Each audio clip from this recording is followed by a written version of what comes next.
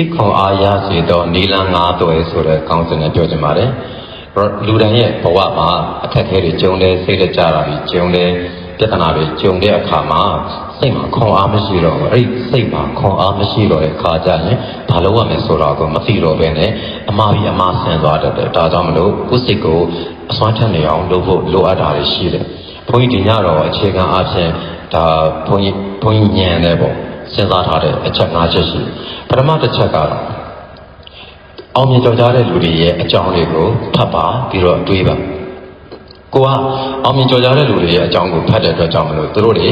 ဘလို့အခက်အခဲတွေကြော်ဖြတ်ခဲ့တယ်သူတို့တွေဘလို့ဘဝတွေကိုဖြတ်သန်းခဲ့တယ်သူတို့ဘလောက်တတ်သိရှိခဲ့ရတယ်သူတို့ဘလို့မျိုးနည်းလမ်းတွေသုံးခဲ့ရတယ်ဘလောက်ကြံ့ခိုင်ကြတယ်ဆိုတော့ကောင်းကွက်တွေသွားတွေ့အဲ့ဒီကောင်းကွက်တွေတွေ့တော့မှကိုအတူယူစရာတွေသွားပြီးတော့လေ့လာနိုင်မှာဘယ်မအောင်မြင်တဲ့သူတွေကြာရှုံးနေတဲ့သူတွေကိုသွားပြီးတော့မလေ့လာနိုင်တဲ့အဲ့အကြောင်းတွေလည်းနားမထောင်နဲ့နားထောင်ရင်ကိုယ်စိတ်ကအလိုလိုနေရင်ပါဝါကျသွားလိမ့်မယ်စိတ်ကြီးညစ်လာတာပေါ့အဲ့တော့အောင်မြင်တဲ့သူတွေအကြောင်းကိုစဉ်းစားရတယ်အောင်မြင်တဲ့သူတွေနဲ့ပတ်သက်တဲ့အချက်လက်တွေကိုဖတ်ရတယ်အဲ့မှာနီးယူရတယ်ဒါကြောင့်နံပါတ်1ကိုယ့်ရဲ့စိတ်အစွမ်းအားစိတ်ခွန်အားပြန်ပြီးတော့ရစင်မှာတော့အောင်မြင်ကြော်ကြားသူတွေရဲ့အကြောင်းတွေကိုဖတ်ပါသူတို့အကြောင်းတွေကိုစဉ်းစားပါနံပါတ်2အချက်ကတော့တာယာတဲ့ရှုခင်းတွေကောင်းတဲ့ရှုခင်းတွေကိုကြည့်ပေးပါကိုယ်စိတ်ကြီးညစ်နေတဲ့အခါမှာတကယ်စိတ်ညစ်စရာမြင်ကွင်းတွေကိုသွားမကြည့်ပါနဲ့စိတ်ချမ်းသာခြင်းပဲမြင်ကွင်းကို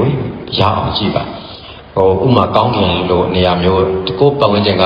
ညစ်နေတယ်ဆိုလို့ရှိရင်လည်းတန်ရှင်းတဲ့နေရာတစ်ခုကိုကြည့်လို့ရတဲ့နေရာလောက်ကိုထွက်သွားပြီးတော့ကောင်းကင်လောက်ကိုမော့ကြည့်လိုက်သို့မဟုတ်ရန်တာယာတဲ့ရှုခင်းတစ်ခုခုကိုဓာတ်ပုံထဲမှာတော့၎င်းအပြင်မှာတော့၎င်းကြည့်လို့ရအောင်ကြည့်အဲ့ခါမှာစိတ်ကပြန်ပြီးတော့လန်းဆန်းလာတယ်စိတ်ကအဲ့ဒီအေဂျင့်သောရှုခင်းစီကနေပြီးတော့အေဂျင့်မှုကိုရလာတဲ့အတွက်ကြောင့်စိတ်ကခဏအနားရသွားပြီးတော့ဘာလို့ရမလဲဆိုတဲ့အတွေးအစ်တွေပေါ်လာစေတယ်စိတ်ဆွမ်းအားကိုပြန်ရစေတယ်ဒါကြောင့်စိတ်ခွန်အားရကြလို့ရှိရင်အဆိုးတွေကိုမကြည့်ပါဘူးအကောင်းတွေကိုကြည့်ဖြစ်အောင်ကြည့်ပါအာရတာတွေကိုဒါရွေးပြီးကြည့်ပါနောက်နံပါတ်3နည်းကတော့ကိုလုံးနိုင်တာကိုပဲတွေးပါကိုမလုံးနိုင်တာတွေကိုတွေးပါများလို့ရှိရင်စိတ်ဆွမ်းအားပြန်ကျလာတယ်စိတ်ကညစ်ပြီးညစ်ပေါ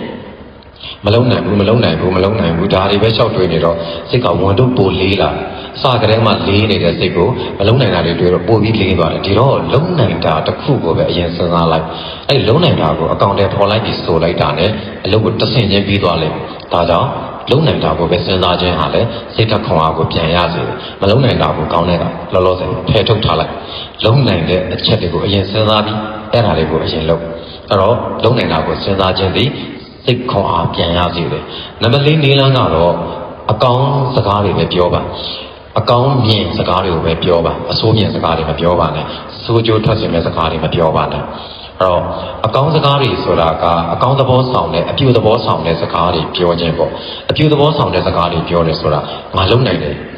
်ဆိုတဲ့စကားကိုထပ်ခါပြောတာမျိုးတို့နောက်တစ်ခါ